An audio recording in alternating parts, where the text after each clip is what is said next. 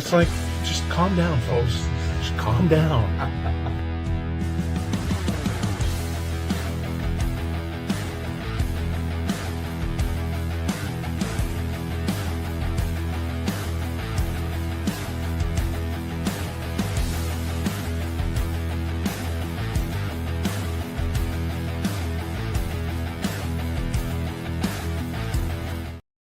And welcome in to the Best Boys Center Ice podcast.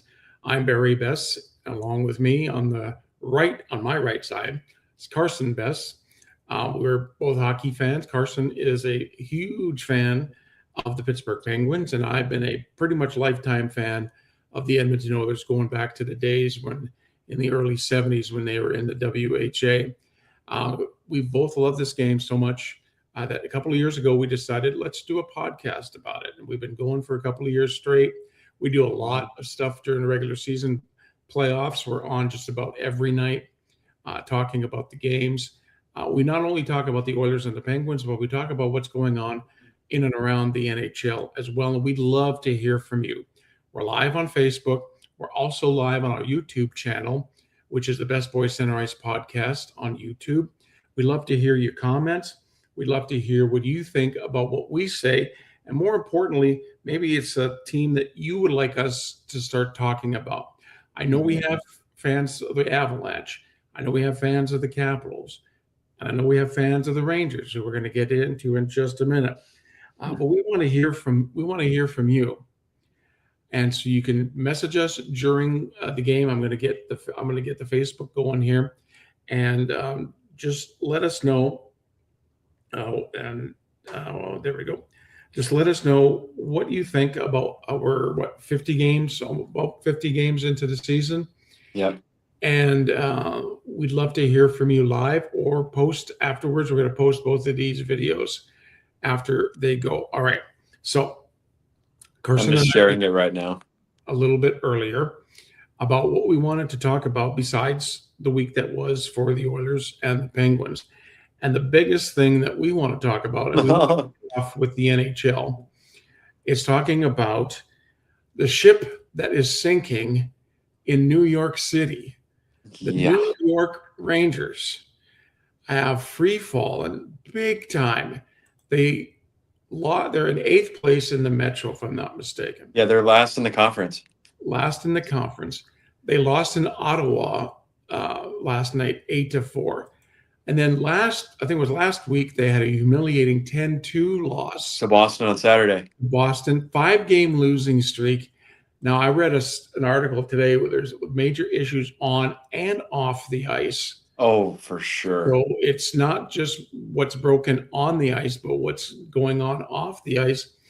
And I think the off-ice thing is probably more important, because this team has to do something. Like, there's still a glimmer of hope, but they'd have to do something in the next couple of weeks before the Olympic break. You know that they're going to be sellers in. Can I say this, JT Miller?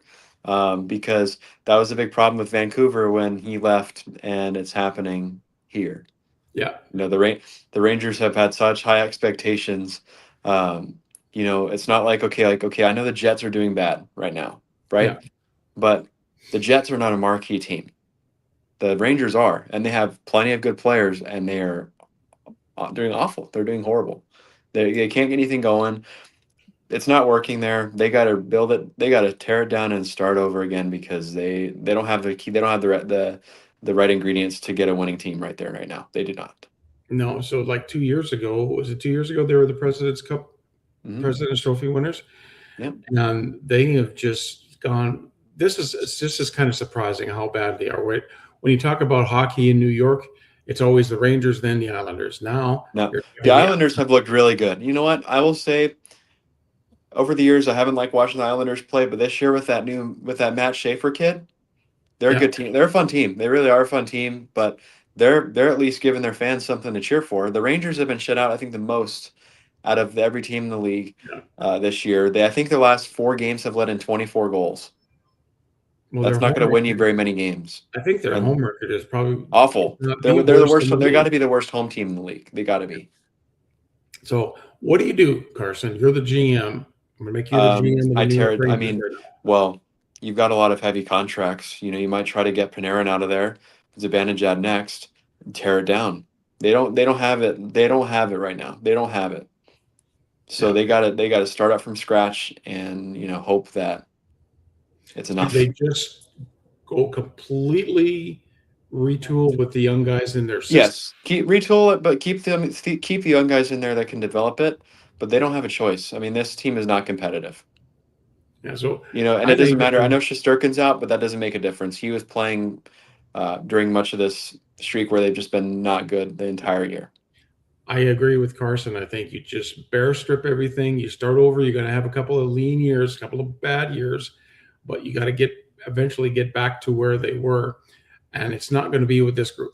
It's Nope. definitely not going to be with this group. They got a lot of pick up- work to do. I mean, that's a tough. Honestly, out of the two, the East Conference is going to be the one that's really the tight race because Yeah. there's so many teams that can make it. It's going to come down to the last night, especially in that conference. Yeah. So I think the Rangers are yeah, you look at the Jets and the Jets are free falling, but I think you're right. New York's more of a major player. I think they can still get some decent veteran guys in there, but they got to start with their young talent if they want to make it. Okay, sorry. Yeah, about that. I agree, but I mean, it's for me, it's disappointing. I mean, it's crazy to see it, but I mean, they're a division rival, so I mean, it's just they're in a crappy position, really. They really are. Yeah, they are. All right, so we'll move on. The Rangers. How about on the other side of New York, the Sabres? They're 12-4 in their last Yeah. 16 games. What's happened to the Sabres? They look good. I mean, still, am I convinced? No, but good for them. They're winning a lot of games. They're playing really well. I think they've got good energy. I'd like to see them make the playoffs because their fans deserve it after not making it for so long. But they've got a long ways to go still, and keep working at it. Yeah. So it's funny when you say that New York Islanders and the Buffalo Sabres are the teams in New York, not the Rangers. But Well, and even like that area, like Jersey's not in there right now. Yeah, Jersey's not in it. So the only team in New York that are doing something are the Islanders and the Sabres. Yeah.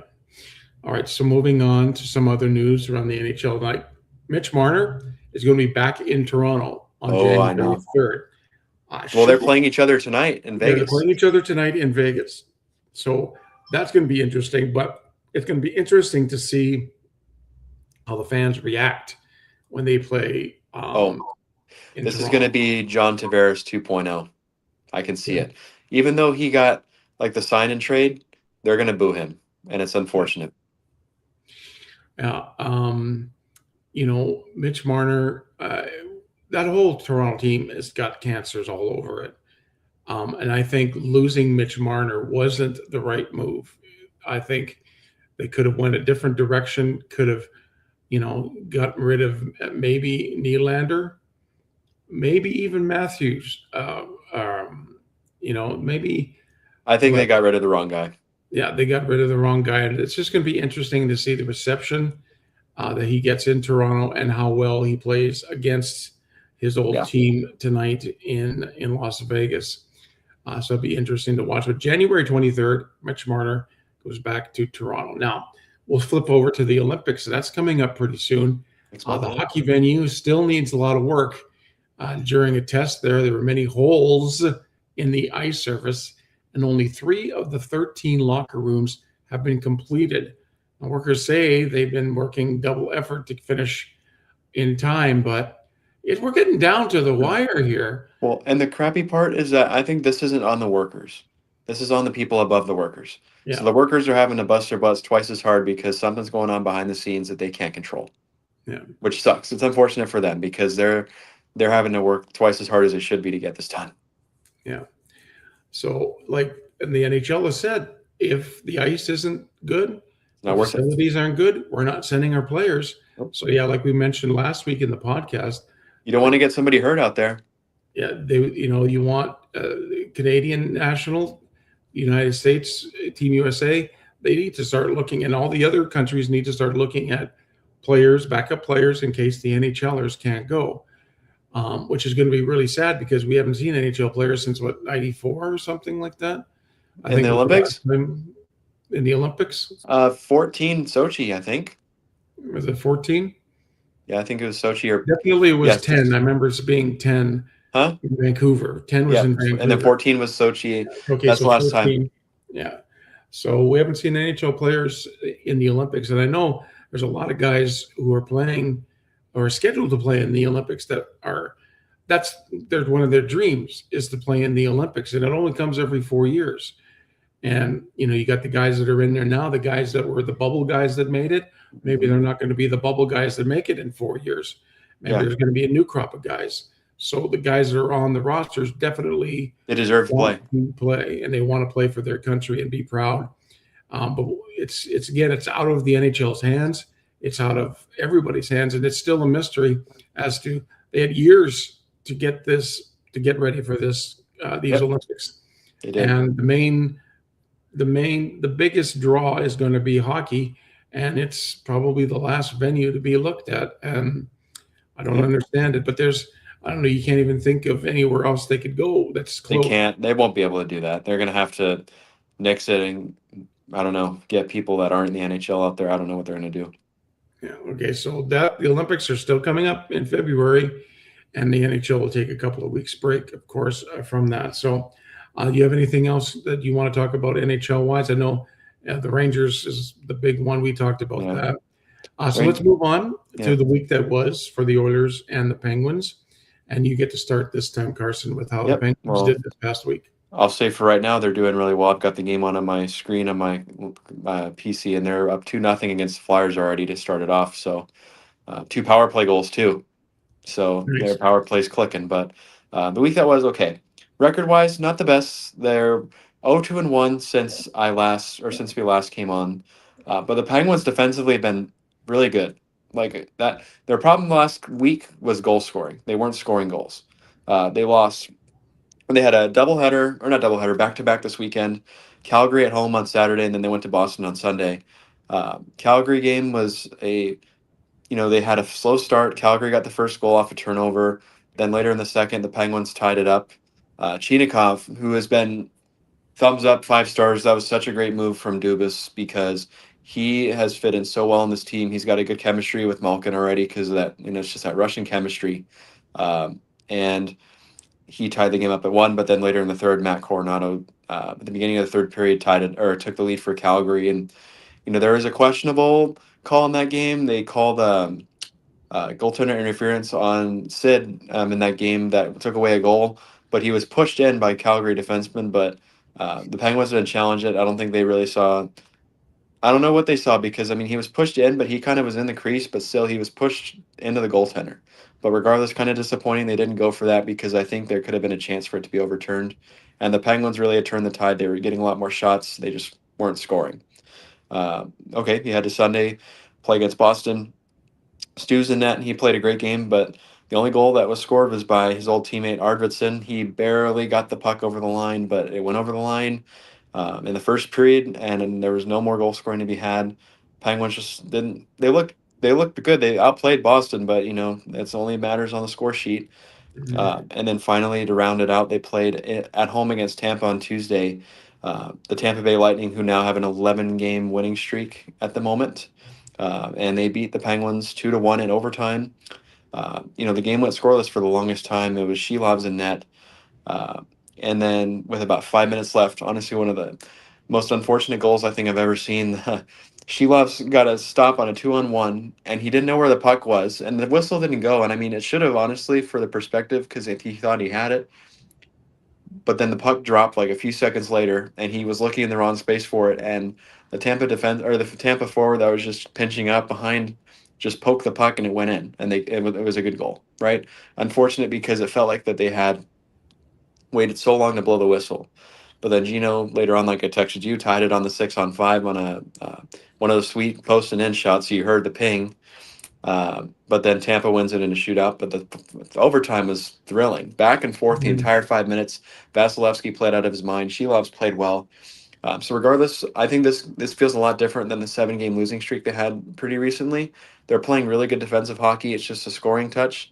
Obviously, the big news I texted you about is EK65 is out for a minimum of Yeah. 2 weeks. He'll be evaluated in 2 weeks, which is unfortunate because besides Sid, he's probably been the best player on the team. And you're losing your power play quarterback, one of the most dynamic offensive defensemen in the game. But now it's up to the next man up mentality. It's up to Letang to be number one again, and the others just to play their game. And the Penguins got to keep doing what they're doing.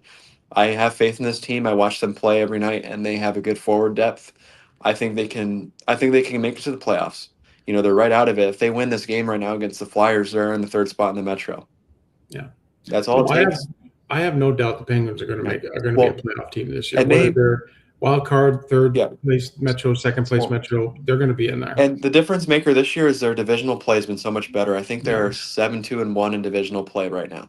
And when it comes right down to it, you've got to win in your division, or else you're not going to. I mean, you play almost, it feels like a 30-year games against the division. So I'm really proud of them. They gotta keep it locked down. And they have 2 games at home the rest of the week. They play right now against the Flyers. They're up 2-0. Stu's in net, and that's another thing too. Stu's, but I think been 1 goal against on average in his last 4 games. So he's found his game. But then they play at home against Columbus on Friday, and then they start a Western Roadie in Seattle on Monday, which I'll be at that game. Kind of excited to see a game at Climate Pledge Arena. What, this Sunday? Monday, Martin Luther King Day. Okay. And then I don't know the order of it, but then they head on the Western Alberta trip. I think they go. I don't know if they go to Vancouver first and then Edmonton, Calgary, but they go. Those three games are right after Calgary, Edmonton, Vancouver. I don't remember the order but they're there. So that's going to be a tough stretch of games, but this is. I have confidence in this team the way they're playing. They just got to play their game. Let their special teams make the difference, because right now that's what's keeping the Penguins where they are, is their special teams are phenomenal. So also I'm really still happy with the season. I'd still give them a B+ to an A- on the season, because they've made, all the games have been really good. They're playing well, they're winning a lot. It's exciting as a fan to see this, and hopefully they can just make the playoffs, and I think they can, maybe surprise some people if they do. Yeah. I want to say hello to Andrew, who's watching from Saskatchewan. Ready? Y'all play tonight, don't you, against Islanders? Yep. And my cousin Tim from Kalmar, Alberta. Thanks for joining watching us. So thank you, everybody. Our family really do a lot. They supporting us through this, and we've got different fans. We got Oilers fans all over the place, but most of my side of the family are Oilers fans. But I thought y'all were Flames fans. No, never. I think anybody in my relatives are Flames. I do have a relative who is a Flames fan, my cousin Gary. So we won't hold that against them. If they're from Calgary, it doesn't count. It doesn't count against them. So thanks, Andrew and Tim, for joining us. If you have any comments, do so.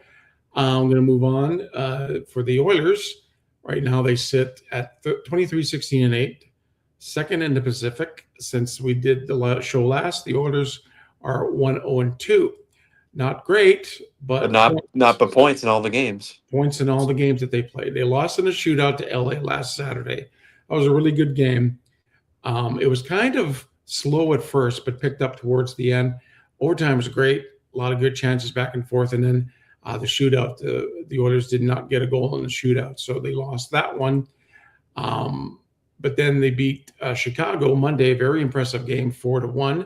And then Tuesday night, their last game, they lost to Nashville 4-3 in overtime. Another great game, and overtime was just that OT goal is crazy. Yeah, it was just nuts.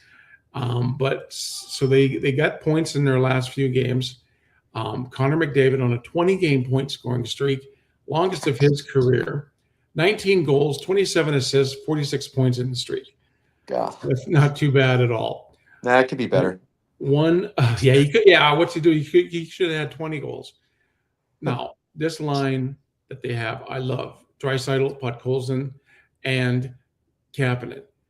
They've got a spark. Since Kapanen's come back off the injured list, that line has been rolling. One of the games they had 7 points on that line. And I just love the way that Cappy plays. He plays really well. I love He really the way does. the three of them play together. And Cappy was out for most of the season, and he comes back, and it's just like nothing happened. So Yeah. I love that line, and that's why I think that I know Knobloch goes to the big line every once in a while, but he doesn't go to it as much. No, I think that's the best thing for the team. Yeah, I really do, because, okay, I get the strategy behind it, but that gives those guys like Cappy and them confidence. Yeah. That they know their coach believes, hey, this guy's got it. And Yeah. I've seen Cappy play. He was in Pitt for a while, and he had his moments where he wasn't the best, but I think he matured as a player. And when he was at his best, he was unbelievable. Like, really fast, really smart with the puck, shifty. He's a guy that can play anywhere in the lineup, and I think he's best fit with a guy like Draisaitl, who's so smart offensively, that can give him it. And Draisaitl, to me, is like the way he passes is right up there with Sid Crosby as far as his passing is concerned, especially the backhand. It's just like I don't even know how he sees some of these guys, but it's all about the chemistry between the three on the ice, the three forwards. So Tristan Jarry is back in the ice. He played in the Oilers 4-3 loss to Nashville. Now, he made a couple of beautiful saves. He had a couple of, moments where you could tell it's his first game back in a while. So I'm going to, give him a couple of more games. He got the point. He got a point. Yeah. Is he playing tonight, do you know? I haven't seen the lineup. I imagine he will if y'all had last night off, but yeah. I think Pickard right now is the backup, but I think they're carrying Ingram for a while. They can do so for a little bit until salary cap stuff comes around, but so I think they're going to go they're going to carry three goalies until they have to get rid of him back.